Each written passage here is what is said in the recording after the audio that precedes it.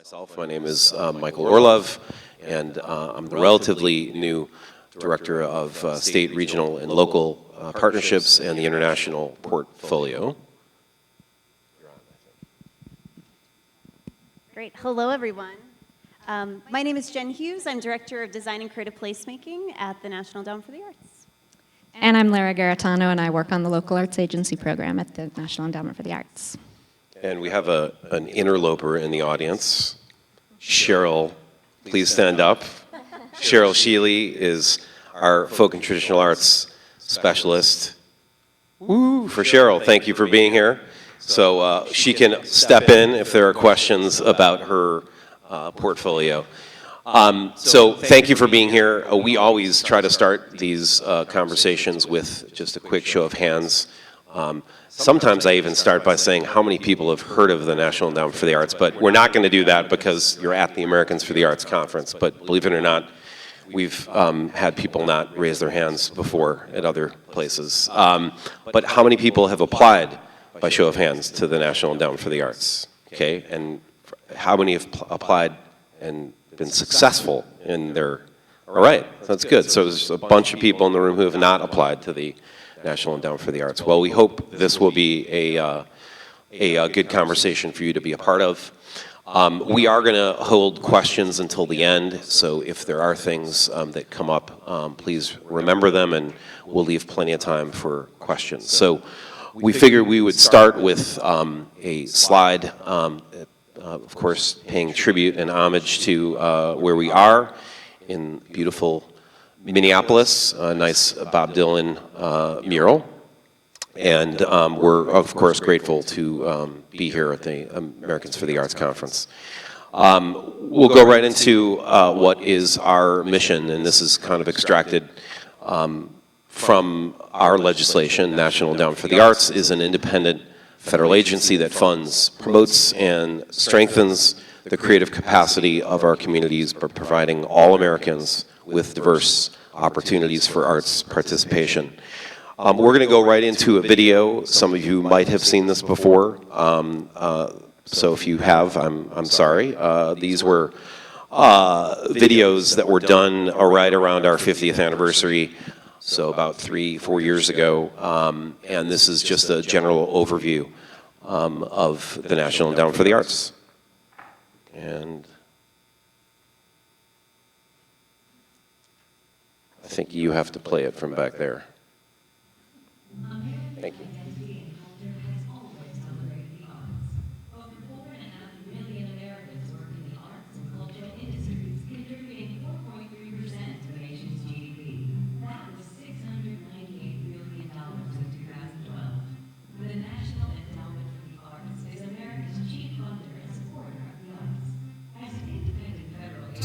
The NEA celebrates the arts as a national priority critical to America's future and is investing in arts education and local programs to empower students at all levels. More than anything, the arts provide a space for us to create and express. Through grants given to thousands of nonprofits each year, the NEA helps people in communities across America experience the arts and exercise their creativity. From visual arts to digital arts, opera to jazz, film to literature, theater to dance, to folk and traditional arts, healing arts to arts education, music to design. The NEA supports a broad range of America's artistic expression. Every dollar of funding the NEA awards is matched by up to $7 of additional investment. And we've awarded over $5 billion through the years, with a historical commitment to keeping the arts a vital part of our nation. Art helps us understand and express the world, driving creativity and innovation. And NEA-funded programs help transform communities into lively, beautiful, and resilient places with art at the center. We envision a nation where every American benefits from the arts, and every community celebrates its goals and achievements through the arts, strengthening our creative capacity and America's future. So that is our presentation for the day. Thank you very much. We'll take questions now. We thought that'd be a good place to start, thinking that perhaps there are some people in the audience that don't know much about the NEA. We're very proud that we are the largest public funder of the arts in the United States, and that we fund in every congressional district in the country. And so that video, even though it was done 3 or 4 years ago, still is a good place to start. So we'll start with some very rudimentary, basic information about eligibility and criteria, what we fund and don't fund. So as you see, what we do fund, we fund not-for-profit organizations, local arts agencies, official units of state or local government, school districts, colleges and universities, federally recognized tribal communities or tribes. And there's a list. This is not all of what we don't fund, but these are the main things that come up.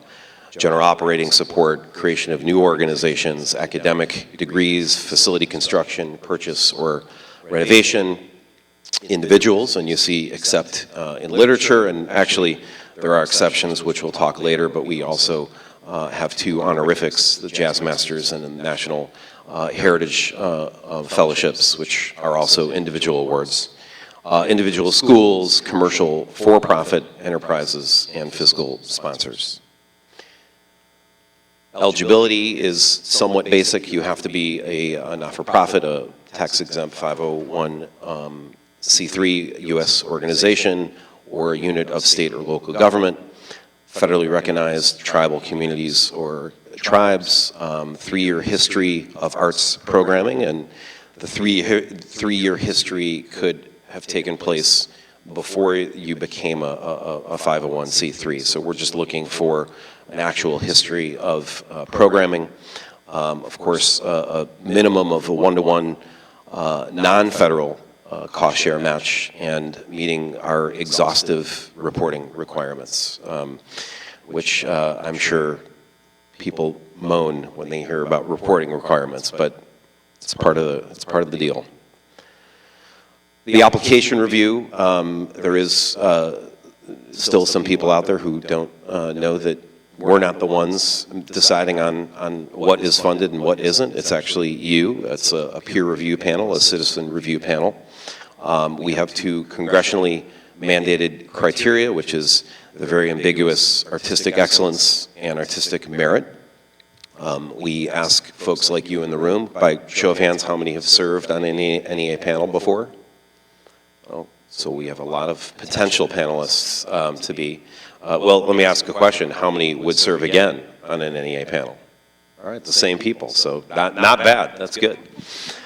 So you folks, of course, know that you're the ones making decisions. Your recommendations then go to us, and we work with our national council, and of course, our chairman, our acting chairman now, Marianne Carter, is the final stamp of approval. Funding categories, we're going to go through these 4 categories, or 3 categories today. Partnership agreements very briefly.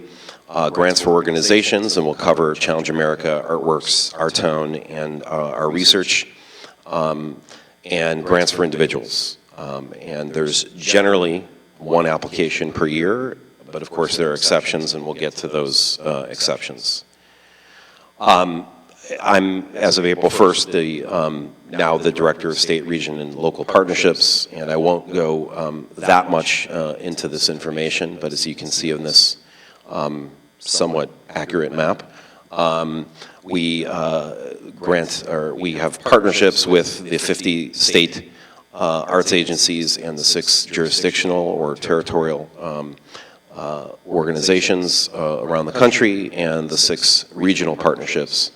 By law, 40% of NEA grant funds are designated for the states and regions, and we can go into that later. I want to spend more time talking about our artwork categories and Our Town and Challenge America and locals. So here are the 4 categories for grants for organizations and the deadlines. Challenge America just passed, which is April. Artworks, February and July. Our Town, which Jen will talk about, is in August, and research, we think, is sometime in October. I don't know if it's been announced yet. Challenge America, briefly, is projects that extend the reach of the arts to underserved populations. As I said, the deadline was in April. There's only 1 deadline per year, and all the grants are $10,000. Do we have any Challenge America recipients in the room? All right. So Artworks, you're about to see some really exciting, something very exciting here, is no longer going to be called Artworks, is going to be called Grants for Art Projects. Sure, that's very exciting to all of you. We cannot take credit for the name, and you can't get more specific a name for the new funding category, but what you all know of as Artworks will now be called Grants for Arts Projects. Very, very specific. It will remain the same. There's 15 artistic disciplines, and grants include funding for creation, presentation, exhibition, education, services to the field, and more. 2 application deadlines, February and July, and the grants generally, almost all range from $10,000 at a minimum to $100,000 maximum. These are the different artistic disciplines that we fund in. I will note literature will now be rebranded as literary arts, and our our literary arts team couldn't be more excited about that change. And I am now going to pass it over to Lara to talk about locals. All right, thank you. Can I take your clicker? Thank you. So just in the spirit of further polling first, how many of you are here as staff of a local arts agency? Okay, great. So we just saw the 15 disciplines that are at the Arts Endowment, and when you're applying to the Artworks program, typically arts organizations are applying to the discipline that is relevant to the project type, and that is true unless you are a local arts agency, because the Arts Endowment has a specific portfolio for local arts agencies. So if you're here as part of a local, you would apply through the local arts agency discipline regardless of what the content or the discipline of your program is. And because we are the local arts agency team, I thought I'd just really quickly talk about some of the relevant project types. So what you'll see across the Artworks program is that the majority of the project types are programming and services to the field, and that is true for locals as well. Both of those are eligible project types. Local arts agencies have one additional project type, which is subgranting. So I'm going to walk through each of these 3 project types and give you an example as well of each of those projects. So for programming, we will see all sorts of different kinds of projects. We might see public art commissions, festivals, we might see applications for performing arts events, artist residencies, maybe an application for an initiative to reach new audiences. Programming is really covering the full breadth of programming that local arts agencies are doing. I am going to introduce a couple of projects that have been funded through the local arts agency portfolio, and I should say first that the 3 that I'm going to talk about in no way cover the full spectrum of competitive projects, but I'll go through them quickly just to give you a sense of a very small sample of projects. So this photo is from Brett Create. Brett Create is the local arts agency in Breckenridge, Colorado. And if you have ever been to Breckenridge, then you know that it is really well known as a ski destination. So what Brett Create told us in their application is that they're also a town that has a growing sense of place around environmentalism and nature, and that they're also a town that's really interested in promoting itself not just as a place for winter fun, but as a year-round creative destination. So the picture that you see here is, the name of the piece is Isaac Hartstone. It's a piece by artist Thomas Dambo, and it was commissioned as part of the annual Breckenridge International Festival of the Arts.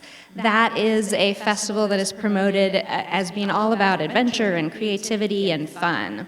And Brett Create has talked about seeing events and festivals and arts programming really as a way to move forward the strategy of this goal of rebranding their town as a year-round creative destination.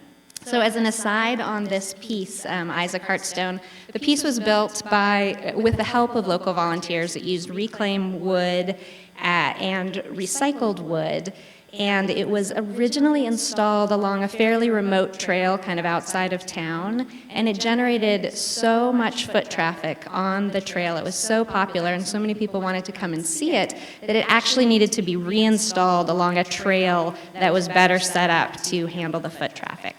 So just one example of a programming project. For services to the field, we might see things like professional development projects, technical assistance. We'll see applications for things like collaborative marketing campaigns, cultural planning is one. We might see convenings for the field as well. As an example of a services to the field project, I'll talk about Yaknapatawpha Arts Council, which is in Oxford, Mississippi, and they have developed a professional development program that's really rooted in resources that were provided by the University of Mississippi's Small Business Development Center. They have a program known as the Arts Incubator, and it is a professional development program for artists that is a tiered approach, has tiered levels of support. So they can start off with something really basic like monthly small business workshops, move on to networking opportunities, and then eventually have retail opportunities. They have a community-supported artist program and gallery exhibits. So an example of services to the field. And then the third project type is subgranting. And this is something that is unique to the local arts agency's portfolio within Artworks. It is where local arts agencies can apply for funding from the National Endowment for the Arts and then re-grant it out locally. As an example of a subgranting project, the City of Phoenix has a neighborhood arts grants program, and they have provided grants to neighborhood-initiated arts projects. What the City of Phoenix has told us is, first of all, the city has nearly 200 neighborhood parks. They have about 200 miles of trails. So they wanted to partner with the Parks and Recreation Department and the Neighborhood Services Department to really activate those parks and those neighborhoods with arts programming that would serve the entire city and maybe reach some new audiences that they hadn't reached in the past as well.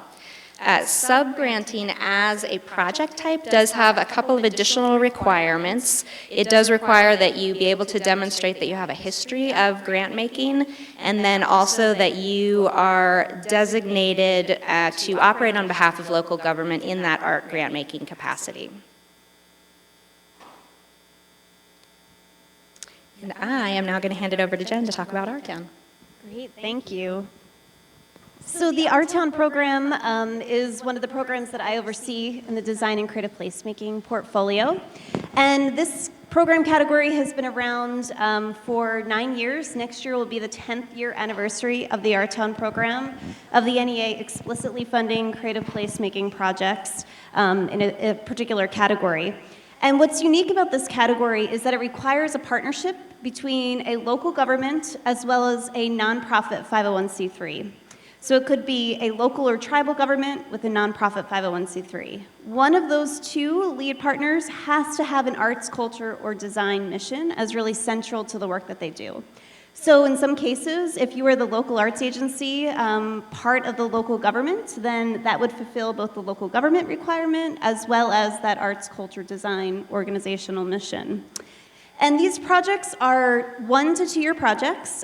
This is one of the more competitive program categories at the agency. We fund roughly 20% of the applications we receive. We receive around 260 per year. I think that was how many we received at the last round. And these are grants that range between $25,000 and $200,000. And they require that one-to-one match that was referenced earlier. And the ultimate goal of the creative placemaking portfolio is really about strengthening communities. So there has to be a very explicit focus on how your project activity is really going to advance either social, economic, or physical outcomes in community. With the ultimate goal of really being about a systems shift, what we're trying to do through this program is set the community development table with arts and culture as central, important, and critical, just like a transportation planner or a real estate developer might be as you're sort of envisioning the future of a community. So, oh, there we go. So we have a deadline of August 8th. We actually are doing a webinar June 24th. So if you want to listen in, we're going to review the grant guidelines as well as show some projects and what really made them compelling in this portfolio. So I always love to put this slide up when I'm talking about the Our Town program, and none of this will be new to an arts and culture audience, but I think it's critically important as we talk about what is the value of arts, culture, and design to ultimately strengthening communities. So this is often something I use when I talk to local elected officials, community development organizations, to really broaden their imagination. When we're talking about creative placemaking, it's not just an artifact, a performance, or a piece of public art, but it's really about the process. And acknowledging that artists really have an incredibly unique way of sort of seeing and thinking about bringing new attention to histories, places, stories, cultural infrastructure. They also have the ability to energize places and really inject new energy and enthusiasm or resources into a place. Their ability to imagine different futures or an alternate narrative to a place and really capitalize on the assets, as well as conceiving really challenging problems in new and innovative ways. And lastly, we see a lot of projects that are really focused on connection, whether that be bridging disparate communities locally or connecting communities that have had a fraught history, whether it be physically through space or new publicly designed space that really serve that democratic purpose, or if it's really about relationship building. So we see a lot of different project types in this portfolio.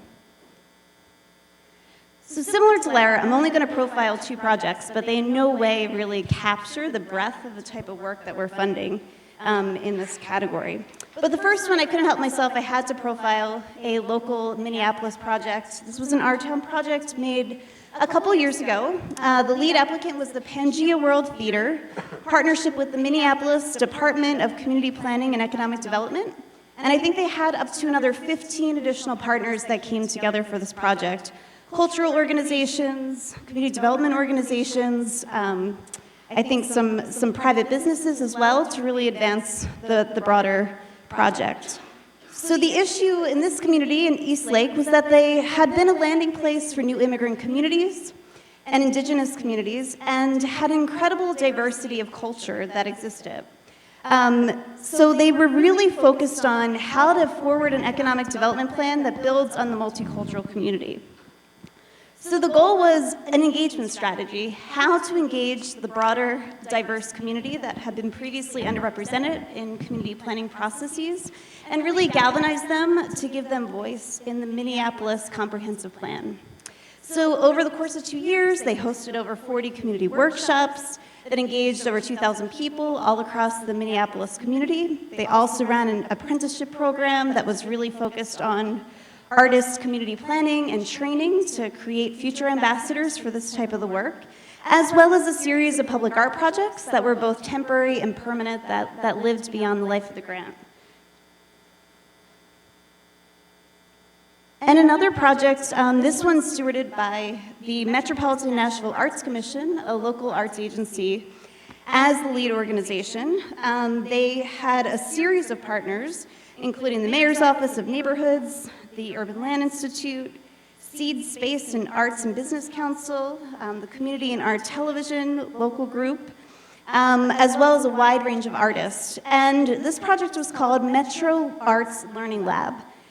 So the challenge here that they really articulated in their grant application was that they have hundreds of high caliber arts and culture professionals that are working all throughout the community. But they really wanted to begin to think about artist training for how to really advance emerging artists in this place of public art and placemaking as well.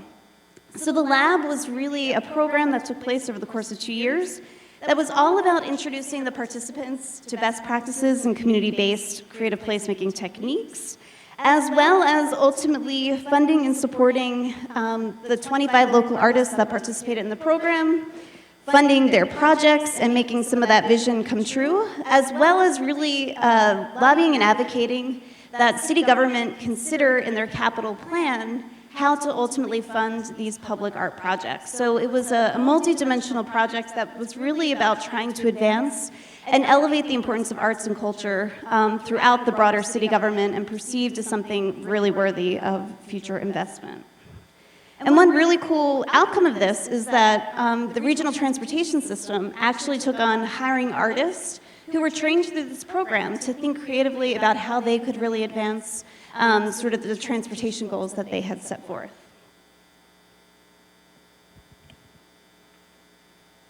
So that is 2 projects out of, I think we're up to 585 projects that have been funded all across the country. Over $43 million has been invested over the last 9 years of the program. And I would certainly encourage you, we have a really robust website called Exploring Our Town, which features over 75 case studies of these Our Town projects that have happened in communities of all shapes and sizes. It's pretty easy to navigate through from our website, or you can just type in NEA Exploring Our Town. We also published a book a couple years ago, which can be downloadable, or if you share your business card, we're happy to mail a hard copy out to you, which again was just really capturing diverse voices in the field of creative placemaking to articulate some of the key concepts and ideas and ways that you can advance this work. And then one of the latest things we did is we actually partnered with LISC, the Local Initiative Support Corporation, who is a community development intermediary that also has a national creative placemaking program, to do a series of webinars that were really focused on 6 topical areas that communities were struggling with and wanting to think about as they embarked on creative placemaking projects. So we have this archived on the LISC website, and we're going to get it on the NEA website quite soon. But they're really fantastic because they feature a lot of different voices in this process. And then something that I thought just might be interesting to this audience, we created a new program funding category back in 2015 around knowledge building.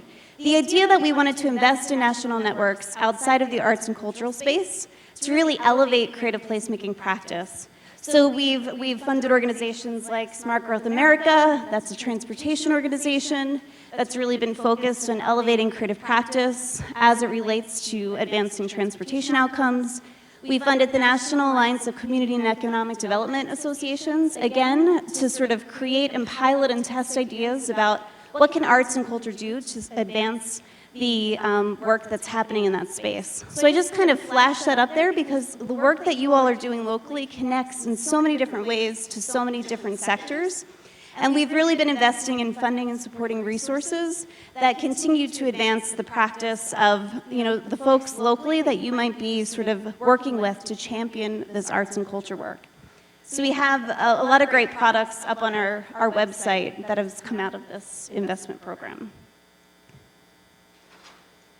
And then I quickly wanted to hit on 2 national leadership initiatives. So this is a little bit different, shifting from the grants funding that we talked quite a bit about to some of these other ways that we are really supporting arts, culture, and design across the nation. And this first program, called the Mayor's Institute on City Design, how many of you have heard of that program before? Okay, I see one in the back. This is great. So this program actually has been around for over 30 years, and its primary focus is to acknowledge that oftentimes mayors walk into office from many different walks of life, but the longest lasting legacy that they're going to leave on their community is the built environment. Policies might shift, things might change, but that highway that they're planning, will change the landscape and fabric of a place for 50 to 100 years. So this has been a program that was actually founded by the mayor of Charleston, South Carolina, Mayor Joe Riley, who's in office for over 40 years.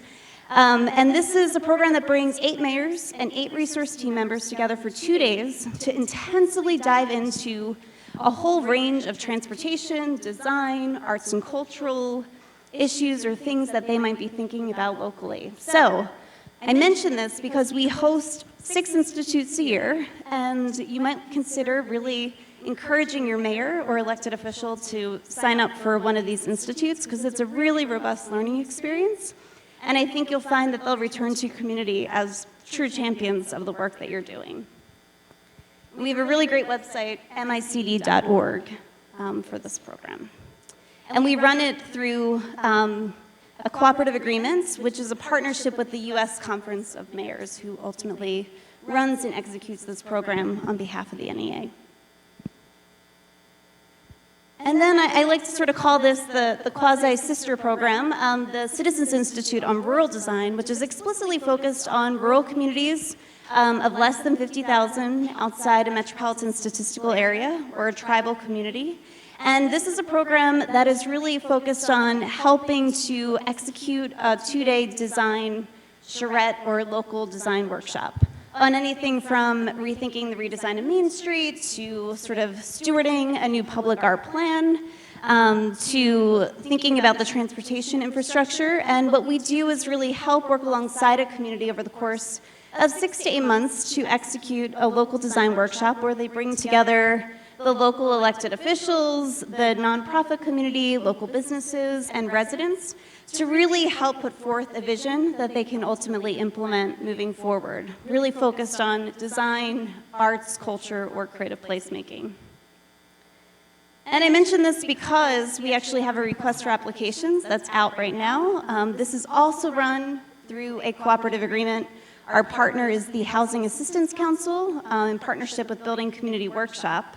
And we fund communities to host that local design workshop, as well as to bring folks from across the country to help them really advance their ideas and share some inspiration. And we have a great website, rural-design.org, that you might also be interested in. So I'm going to hand it back over to my colleague now. Thanks, Jen. We're getting close to the end. I know, hope you have questions to ask. So one final funding opportunity is research, which I think started about 5 years ago. Probably not many people in this room that have thought about applying, but research has 2 opportunities, 2 tracks. We think the deadline is sometime in October, but a date has not yet been announced, at least not that I'm aware of. But the 2 tracks that they support, value and impact, and the second track being experimental and quasi-experimental designs. I should mention, and we'll get into this a little later, that all of the grants we're giving are accessible on our website. You can see what we have given in the past, and so whether it's locals or our town research, you can take a look at what's been funded in the past. We mentioned individual grants outside of our honorifics. We do have literary arts fellowships. So they're fellowships for individuals in the areas of creative writing, which poetry and prose, which is a March deadline, and they're non-matching grants for $25,000, and translation with a December deadline, and they're non-matching grants for $12,500 and for $25,000, and they get an inordinate number of applications, like in the hundreds and hundreds, but an incredible program. We thought it would be nice to show a very short video that shows how we go through the panel process. This is supposed to be hip, like the Schoolhouse Rock I'm Just a Bill video, but it's not nearly as hip, and it doesn't have really any good music, but it's worth playing, so please, Maestro. Through its grants, the National Endowment for the Arts supports arts projects in every community across the United States, including yours. To ensure grants are distributed fairly, selecting recipients is a multi-step process. First, an organization submits an application, which includes their project's budget and plans to match grant funding, at least 1-to-1 with other donations. Then, panels of experts, not NEA staff, evaluate submissions. They assess the artistic excellence of the project as well as artistic merit, like potential impact on the field and whether it's reaching an artistically underserved community. Then panels pass their recommendations to the National Council on the Arts, which is comprised of federally appointed artists and arts leaders. They review the grants and send them to That's the you NEA's guys. chairman, who makes the final decision. The NEA notifies the organizations whose applications are recommended, and then the real work begins, bringing the project to life so you and your community can experience it. If only it were that easy, but it does give you a snapshot of how the process works. I assume you've all been to our website before, but if you are interested in applying for a grant, that's our homepage, and you would go to grants and apply for a grant, as you see on the screen. We're going to go quickly through some helpful hints that we've put together in terms of the application process. It goes without saying, but it's something that we repeat over and over again. Please complete your grants.gov and sam.gov registration as soon as possible. I know it is a pain in the you know what, but it is kind of the first step in the whole process. We implore you to contact us with questions, whether it's by email, by phone. We are public servants. We are here to serve all of you. We want to make sure that you come in with the best application possible. All of our information is available on our website, so if you don't get our card or information today, everything is there. Jen referenced webinars. All the webinars, whether you catch them in real time or not, they're all archived on our website. There are, I don't know how many different webinars offered throughout the year, but please tune into a webinar if you feel it would be helpful. As I just mentioned before, I always suggest that people look at grants that have been given in the past. If you've seen one of your colleagues, one of your member of a cohort you're with, received a grant, you can take a look at and see what when they applied and what they applied for. On our website, tucked in somewhere, and maybe Jen or Lara can remind me where it is, we do have sample application narratives. Each of the directors of the different disciplines have identified 3 or 4 applications that we felt really answered the questions best and were scored very well. I think it sits somewhere in our Freedom of Information Act reading tab. That is exactly right. It's the FOIA reading room, FOIA reading room. Okay, so there you go. But I think it's linked on the grant guidelines. On the sidebar, you should be able to just click into sample application narrative. So if you just go right through from the grant Yeah. guidelines. Request feedback. It seems very simple. You'd be amazed at how few applicants, whether they get funded or not, do not call us for feedback. It is completely in your right to hear pretty much verbatim the feedback that the panel provided on your application. Like I said, whether you're funded or not, you should absolutely get feedback and hear what the panel said about your application. Some application tips.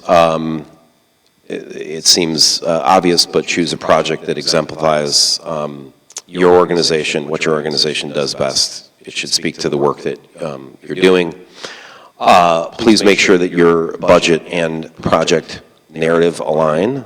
That isn't always the case. And this can also be solved by contacting us in advance. These are questions that the specialists in each of our disciplines can go through with you. This is something I always put in. Please don't assume that the panel is familiar with your organization. I can't tell you how many applications have come in where there's this assumption that everyone reading the application is familiar with the organization. You have to go in assuming the 5 or 6 panelists know nothing about your organization. List artists under consideration, if not yet confirmed. Basically, we know that you're putting this application out more than a year in advance, and we know that it's sometimes impossible to have commitments by artists or those who are participating in the project. It is perfectly fine to just say, we are considering working with this artist, or these are the artists we hope to work with. What the panel does not want to see is just leaving it blank and not mentioning anything about the participants. And I was just going to say, if you haven't applied, just apply. Because I think, as Mike really illuminated, the feedback process is incredibly valuable. And oftentimes, we've worked with grantees who might have applied the first year. They were like, we're not quite ready, but I'm like, just get it in, because you're actually applying for project activities that can't start for almost 11 months after your project deadline. So it's a great tool organizationally to be really thinking about strategically where you want to be, what projects you want to be working on far in the future, and then it's a great way to really solicit feedback and guidance. And oftentimes, folks will call with feedback, they'll apply again the next year, and be successful. So I can't emphasize that enough as well. And the last thing, work samples are important, and I bolded important because for those in the room who have been panelists, reading 40 applications, each application is probably about 45 minutes or an hour of reading. It's a lot of reading of narratives. The work samples are an opportunity for you to bring your application to life, to provide the panelist some really visual and moving images of the work you're doing. And so please, and we can get to more of that in the Q&A, but do not take work samples lightly. It's a really important part of the application process. We're going to pivot just quickly to things outside of grant making for the National Endowment for the Arts. There's plenty more things that we do outside of giving grants, and we'll just go through this very quickly. NEA Big Read, these are grants to support community reading programs, and this is administered by one of our regional arts organizations. Blue Star Museums, which is pretty much getting ready to launch any day, is free admission, or it has already launched, I should say. Free admission to more than 2,000 museums around the country, to active duty military personnel and families between Memorial Day and Labor Day. Shakespeare in American Communities are grants to support performances of the works of Mr. Shakespeare for students throughout the country. Again, that's administered by Arts Midwest, one of our regional arts organizations. Creative Forces, you've heard that referenced, I think, earlier by our elected officials in the plenary.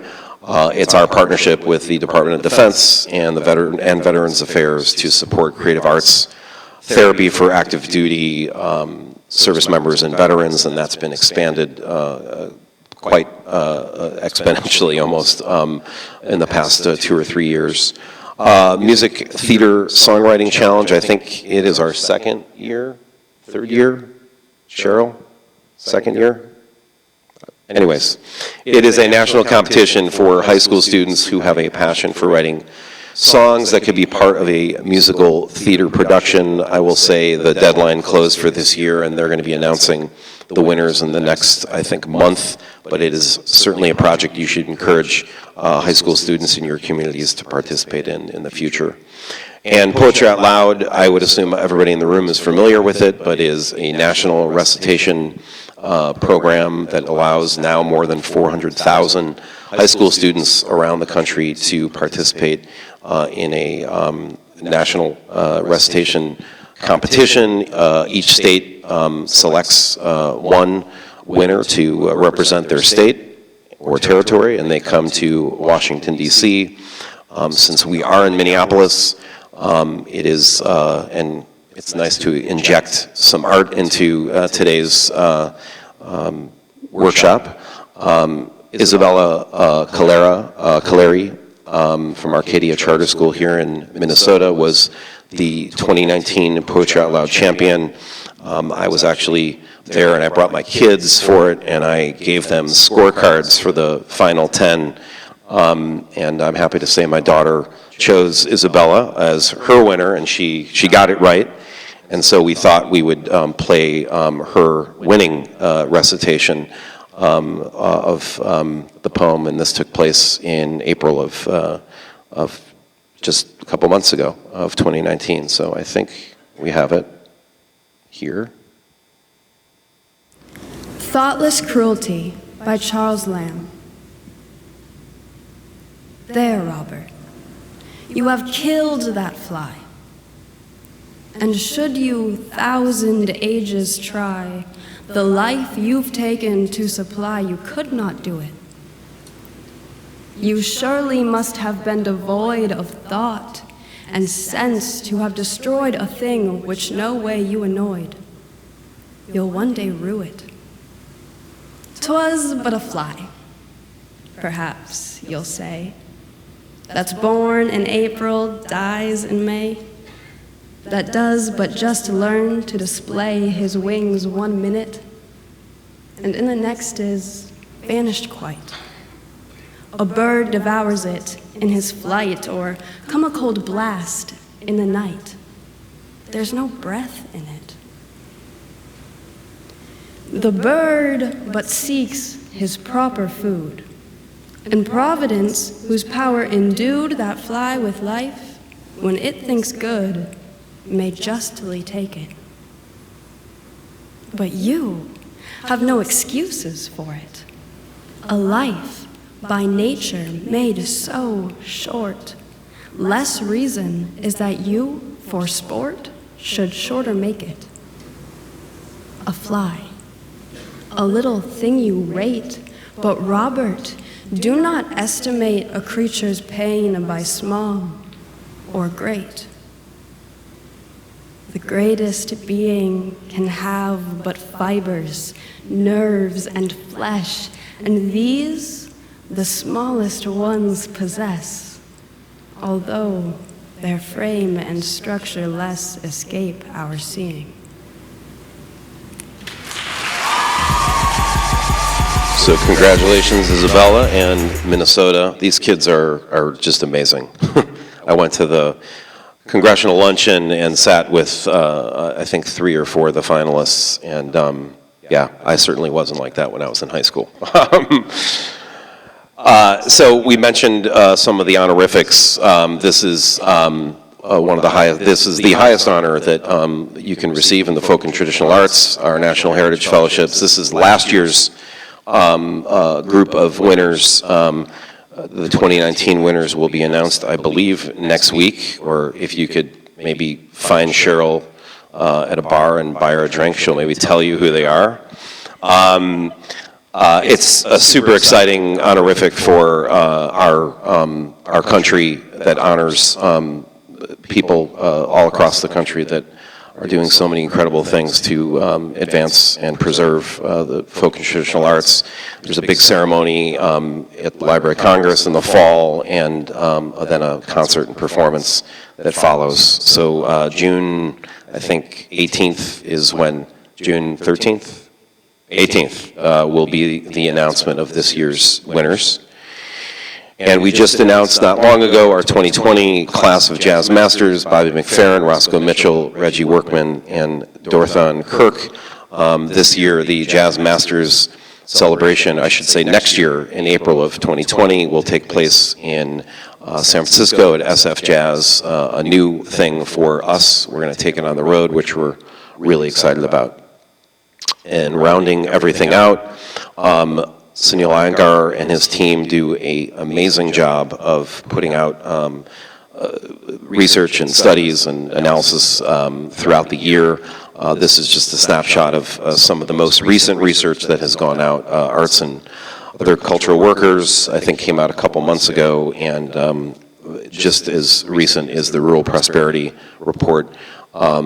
All is available on our website, and including all the past research that our Office of Research and Analysis has done.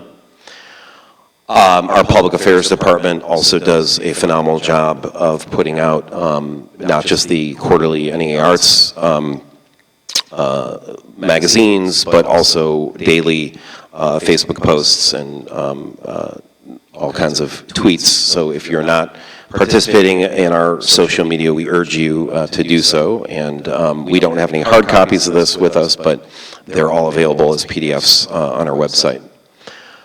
Lastly, each discipline, almost every discipline has its own newsletters. So you can see the link on the screen, arts.gov/ news if you want to sign up for design, our town, locals, list goes on and on. We send out generally monthly newsletters or almost every other month, something like that. We will not inundate you with emails, I promise. And then finally, this is actually a picture of my very last in-person panel, which was about 4.5, 5 years ago.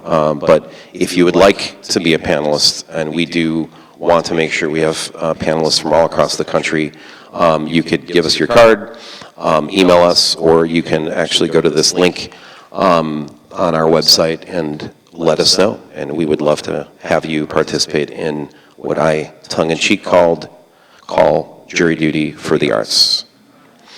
And that is our presentation. Thank you very much. We've got at least 30 minutes for questions, so bring it on. And once again, guys, if you have questions, just raise your hand and I'll come by and bring you the mic. We can start right here. Hi, thank you for the presentation. I just wanted to say I'm a first-time applicant with a grant that's going to be adjudicated in the fall, I think. And what you said about the feedback from the staff and your, I think you used the word public servants to describe it. It was absolutely true. I was just blown away by the amount of assistance that I got from the specialist in the program that I was applying to. I mean, you're used to it, you know, like I'm dealing with my father's Social Security benefits, and I don't get that same treatment from the Social Security Administration. But it was just amazing. So I would just encourage everybody to really take them up on that offer. It made our application, you know, 10 times better. So thank you. And then I had just a question. On the one application per year, is that per program per year or per NEA per year? So could we like apply for artworks and also apply for a research grant as an example?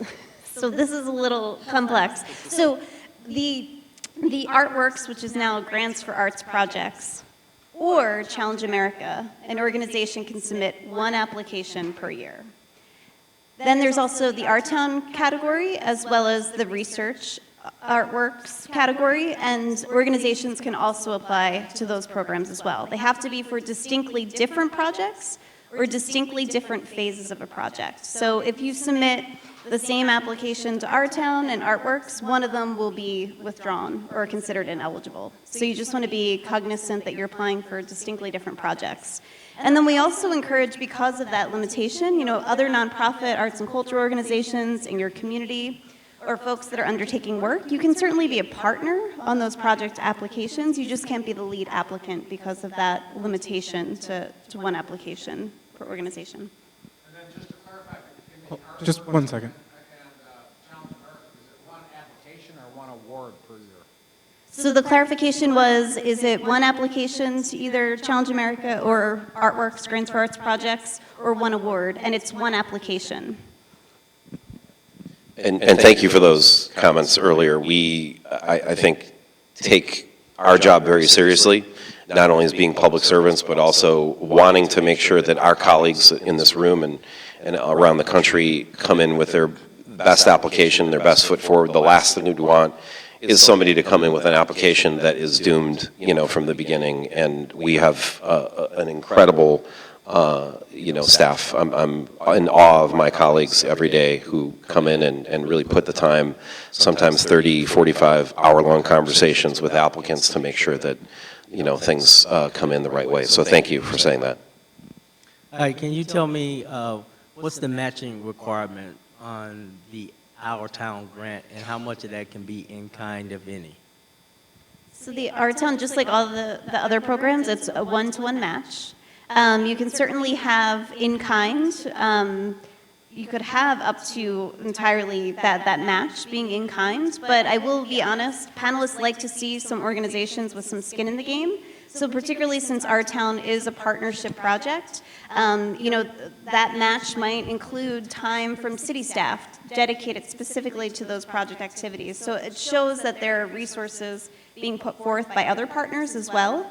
So that sort of advances in the review process, sort of the demonstration that there is actually a true commitment from the various partners on the project. So I just want to flag that as something to think about and consider as you put together the Our Town proposal.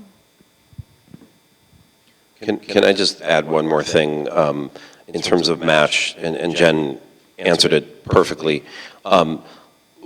We've been talking more about organizations that perhaps are smaller and might struggle with a match, and we would hate for an organization that really has a great project that is concerned about their match not coming to the NEA because of that. So we want people to call us and talk to us. Maybe they're asking just for a $10,000 grant, and we can collectively get creative on how they could make that match happen. It can be all in kind. It is not ideal, but we certainly don't want organizations who struggle to come up with that match to just not apply to us, or at least not contact us and talk it through. So. Thank you. Are we giving names and places? Fiona Sure. Bond from Creative Waco. If there was a single piece of advice that you wish you could give every potential applicant, so in other words, the most common misstep that you wish you could avoid, what would it be? We can all answer.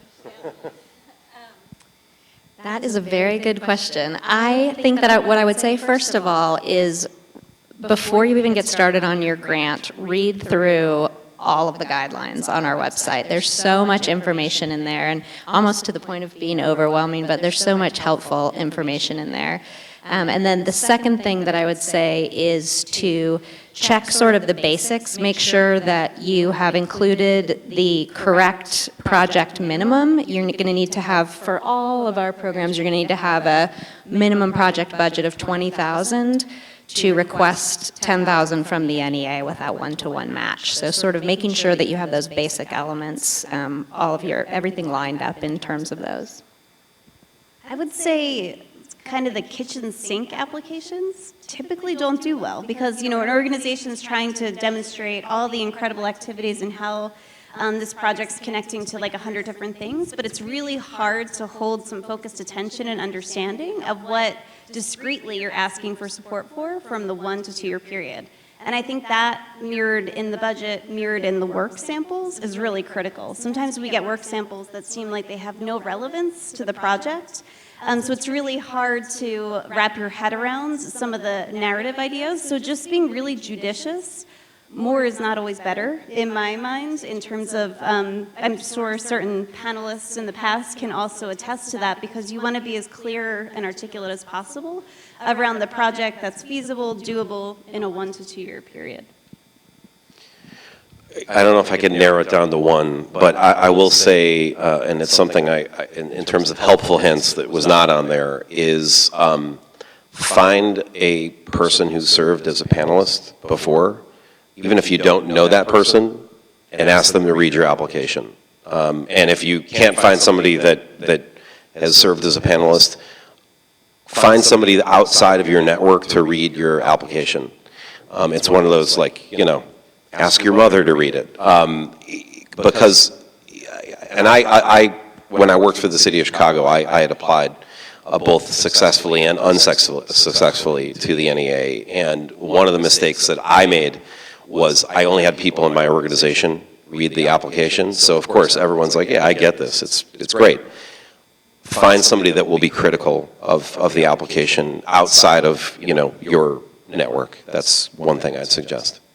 And the only other thing I'll just lift up, and I don't think it's relevant for this audience, but just in some of the non-arts places where we're sort of sharing about the NEA's work, is paying artists in your budget and making sure that's really explicit, that they're not the ones putting in the in-kind, volunteering their time. I think that's a really quick way to sync an application from the National Endowment for the Arts. Yeah. So I think I just want to put that out there, and it's probably obvious to everybody here, but I think it's worthwhile to lift up. That's a great point. I'll just expand on that and say that panelists do look through the budget, and there's always the one panelist who's like the budget person that goes through every line item, and I've seen, as Jen just said, I've seen applications completely go from being very highly rated to going down to like next to nothing, zero, when they see that artists aren't being paid, or when they see that artists are being paid like below poverty level. So if artists are in your line item, which they should be, you absolutely need to show that you're paying them. It's a great point, Jen. Do you provide feedback from applications from previous years? Of your application? I don't see why not. So I'll just jump in here only because the Our Town program has one specialist, and we receive, roughly 260 to 300 applications a year. So we do have a finite time period when you can request that feedback. And that is not because we don't want to help people, it's just we just don't have the bandwidth to do more than 150 plus feedback calls each year. So I'll just share that from the Our Town program. I don't think that's necessarily the case across the agency. Probably each program can handle it differently. So. Yeah. That's what I was going to say, is if you go ahead and contact the specialist for whichever program you applied through, and you can always ask. It is rare that somebody would call and say, I want feedback from my application in 1997, but it's possible. Rick Stein from Arts Orange County, and we've had the pleasure of being a successful grantee, and I've served in the past as a panel member. And again, I wanted to second the plaudits for the work that the staff does to really help applicants. The question I have for you is regarding the matching funds, the non-federal funds. So is it permissible to match your grant with state arts council funds? And I ask that because I know that since every state gets a block grant from the NEA, does that then taint those funds and make them considered federal?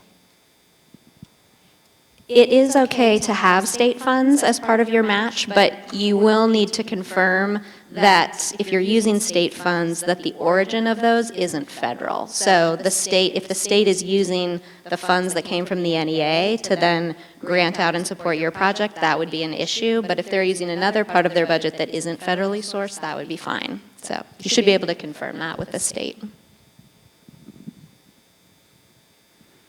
Andrew Reinertz with Art South Dakota. We're looking at a Artworks local agency grant, and I know it's a one-year period. We're looking at a professional development technical assistance program that would last 2 years. It wouldn't be a repeat of the same activity twice. It's kind of a rotating 2-year cycle. Does that fit within that, or do we need to pick more of a one-year chunk from that? That is okay to have the program extend out beyond a year. Normally, our grants office is going to want to cap that at 2 years. They're not going to want to see something stretch on much longer than that. But you can apply for a program that's going to be a 2-year-long program, or you could separate it out into phases of the program as well, depending on how you have it structured. Hi. I'm Cheney Jones. I'm from Indianapolis, Indiana, and I also represent the Arts and Cultures Leaders of Color Fellow from Indianapolis, Indiana as well. I previously worked for an organization where we were recipients of the NEA grant, and now I was invited to become a panelist. So I'm excited to kind of like take that new flip on working with the NEA, but I wanted to know, do you all have any advice about how we can be supportive of these organizations in the community, as well as being critical of their work that they're planning on proposing to do? That's a great question. We probably all can answer that. And first of all, thank you for agreeing to be a panelist. It's a lot of work. And I would first say that, to take it seriously. We do panel orientations, and we're always telling people, please don't wait until the last week to start going through applications, because it's not fair to those applicants that you're just speeding through their applications. So I had served as a panelist before, and I also pulled the all-nighter, many years ago, and read through 30 applications in one day, and it was terrible for me, and it was actually not fair to, the applicants. So going through it, over the course of a month, which is about the time that we give you, I think the applicants really want to hear comments. They want to hear what your thoughts are about the application. So we're not expecting panelists to write a whole long narrative. It could be bullet points, but very constructive, whether it's criticism or positive feedback. That's very valuable for applicants. I'm probably just going to echo what Michael said in terms of the comments, that when you provide your comments, talking both about the things that you see as positives with the application and then the things that you saw were issues, because I think that can be really helpful for applicants, not just when they return to the NEA for funding, but when they're going out, even if they're successful with their Arts Endowment application, when they go out to other funders, knowing what part of their story really resonated with panelists, I think can be really helpful. And maybe one other thing, and we ask this at the end of the panel process, but we're always looking for new voices in this process. And when we say we want diverse panels, it's not just gender and racial and ethnic diversity, it's geographic diversity, it's aesthetic diversity. So we also love when the perfect panelists will do their job on time, and then we'll also say you should consider calling X, Y, and Z folks in these states or in these communities who I think would be really good panelists, because we don't want it to just be the same couple hundred people that are helping us each year. We want to expand it beyond. So thank you for asking the question. Jim Gillian, City of Encinitas. Got a question. If you've been a previous Challenge America grantee and successfully gotten through that program, does that have any impact on a new application with the NEA? Is it part of the evaluation process? I don't think so. I mean, I think sometimes we see reference by an organization that they received a grant that they're building on. So that's come up in applications, and it's just helpful contextual information that, like, oh, they completed this pilot phase that was funded by the NEA, and now they're doing X, Y, and Z. But I don't think that necessarily has any bearing on the grant application that's in front of the panel. It's a new panel every year, so there are different voices, different perspectives, different people that are adjudicating grants. So we even see organizations that might apply year after year and be really successful, and they might have a misstep one year just because of the perceived view of that project in relation to the broader application pool. So I think that's just one piece of advice that I would say to keep in mind. And the panel has, unless they reference it, the panel has no knowledge of your history. They're looking at that application, and we're not telling them in advance they've been funded, for 5 years. They really know nothing. And we guide panelists. They're only supposed to read the application materials that are provided to themselves. They're not supposed to go on to various websites to do additional background information. They really are oriented to be very narrow in how they're reviewing the application materials, work samples, or links that are provided directly by the organization. Fiona Bond from Creative Waco again.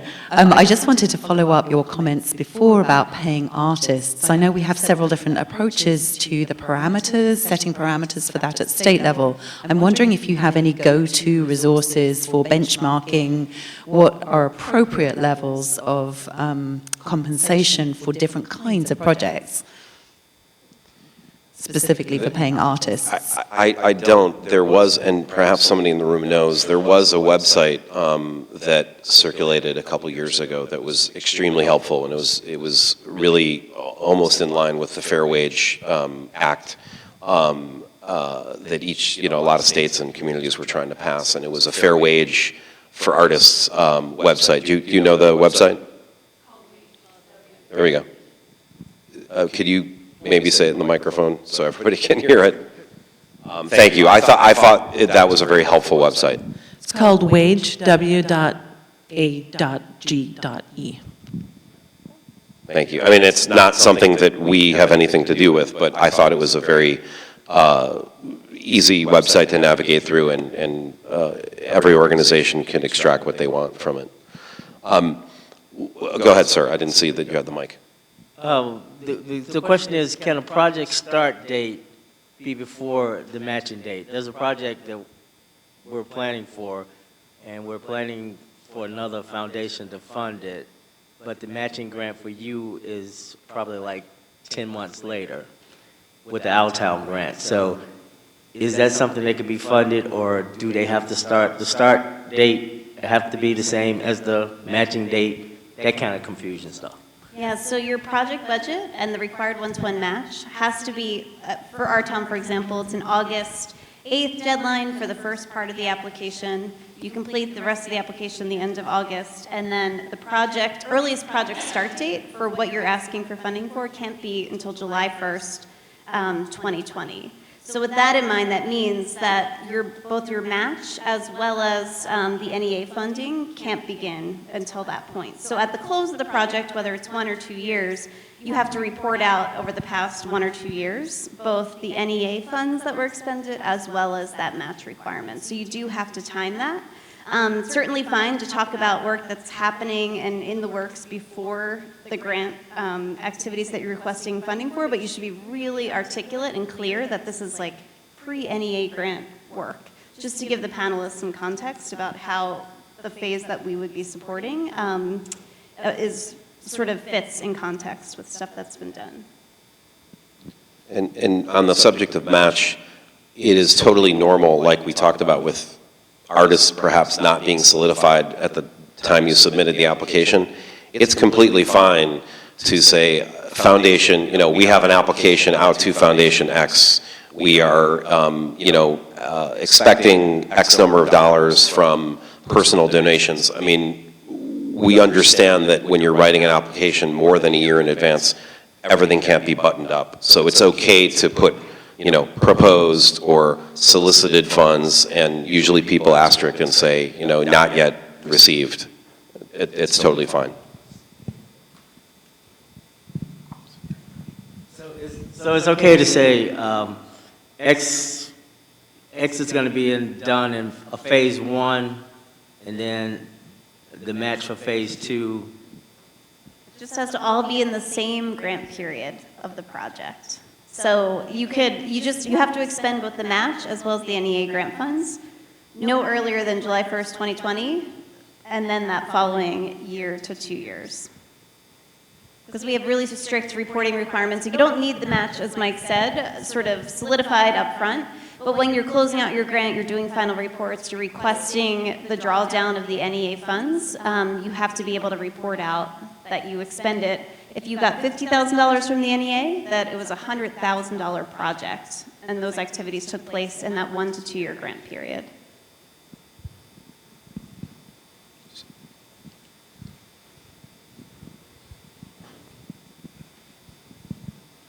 Thank you. Could I have some clarification on the primary organization going for the grant for our town has to be totally an arts organization? Well, I work for an organization that's primary mission is not the arts, but we do arts programming. So there needs to be in the primary partnership, so there's 2 required partners. One of them has to be arts, culture, design oriented mission. So if we're the nonprofit, the other agency has to be government. Right. Which isn't necessarily primarily an arts. Well, it could be a local arts agency or Department of Arts and Culture. Gotcha. And I'm happy to chat in Sure. your particular circumstance. Sure, but, absolutely. It just has to be evident in one of those 2 primary partners. And if you do have some sort of federal money, you could still have federal money, it just can't be a match, is that correct? It would just be in the budget. Thank you. Yep.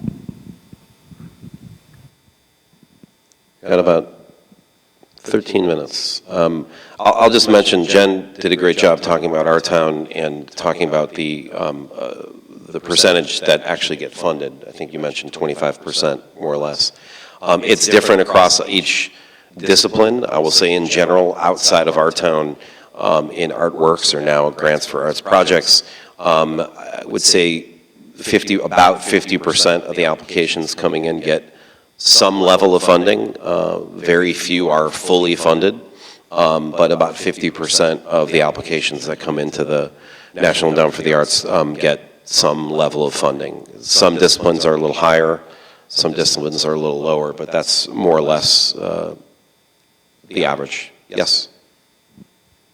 I have a slightly different question. So regarding poetry out loud, in California, the State Arts Council has really made it a push for each one of their state local partner local arts agencies by county to be the principal leader of the Poetry Out Loud program in that county. And we've just received it in transition from our county Department of Education. It has not been very successful in our community at all, with very, very few participants. And I'm just wondering, you know, how much variation there is in interest in the program and what things have really made it successful in those communities where there's a lot of participation. Yeah, I'll be honest, I'm relatively new to this portfolio. I've been going to Poetry Out Loud since I started at the NEA now almost 7 years ago. You know, at that stage, it's the state arts agency that really holds the keys to how successful it can be in their state. They're actually part of their 40%. There is some money allocated specifically to facilitate the Poetry Out Loud in each state, and I'd be happy to talk to you, you know, after this about how we can make sure that there's better participation. I mean, right now we have about 400,000 students participating. We'd love to see 1 million, you know, students participating. So it can always grow. So we'll talk afterwards.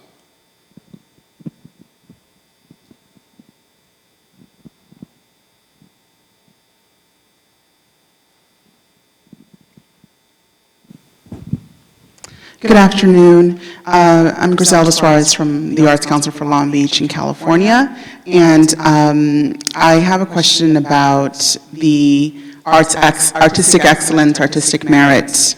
As I was just sitting here, I was at the California Arts Council board meeting a month ago, and there was an interesting conversation about panelists and bringing in conversation of equity into the panels, in particular with their creative placemaking grant program. And so how, since artistic excellence and artistic merit may not have the creative placemaking values embedded in them, and also looking at how, like, our professionals may not know exactly the issues within the creative placemaking field that are impacting that community that the application is proposing.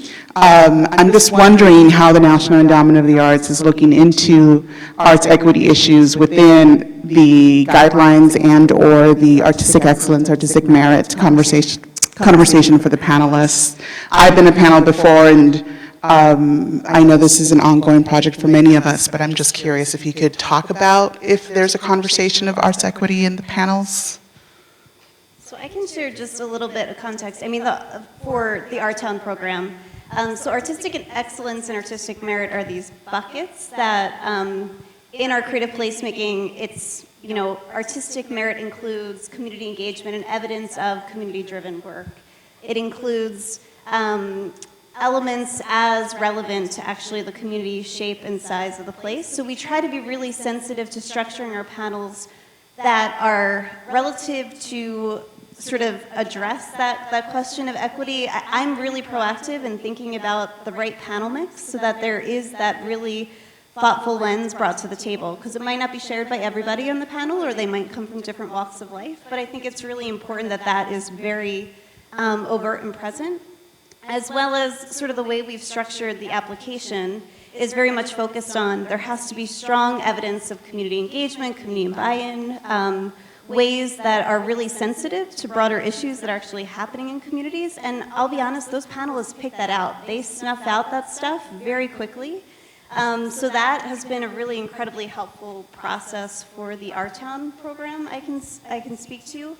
And then the other way that we're really thinking about it in terms of equity is how we actually structure our panels. So in Our Town, for example, we have 257 applications. They range from a community of 500 people up to New York City or Los Angeles. So we actually structure panels based on like size of community, so that, you know, the smaller communities or tribal communities are actually being pitted against each other and have experts. that really understand the context of those particular communities.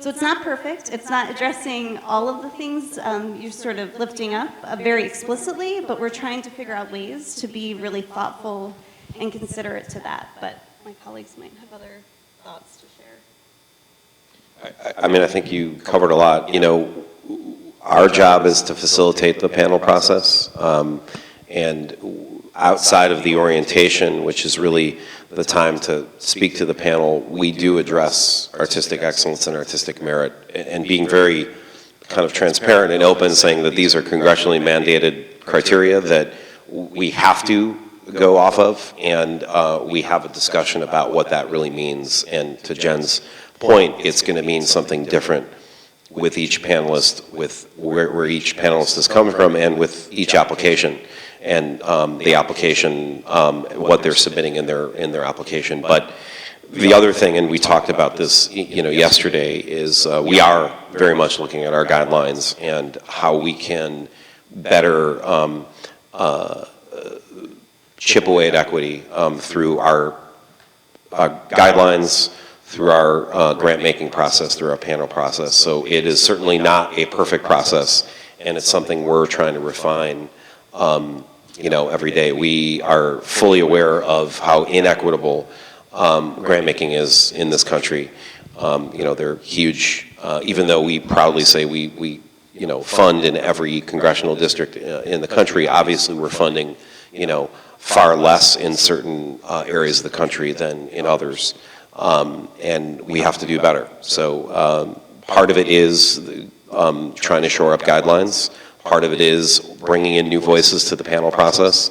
Part of it is doing this, these types of workshops where we're trying to get more people to apply. So we have a lot of work to do. But thank you for asking the question. Any other questions? Sorry. We've got 5 minutes.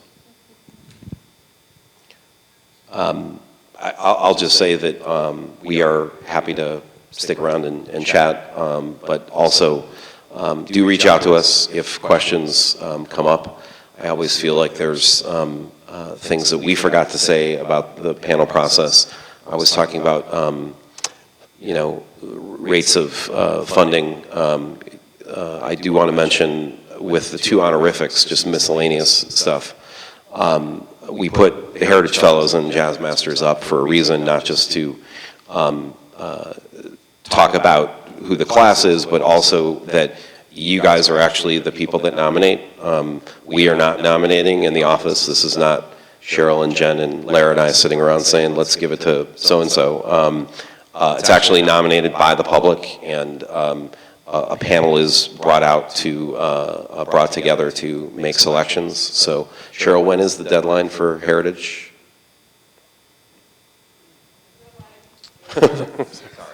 Sorry to put you on the spot, Cheryl. Hello.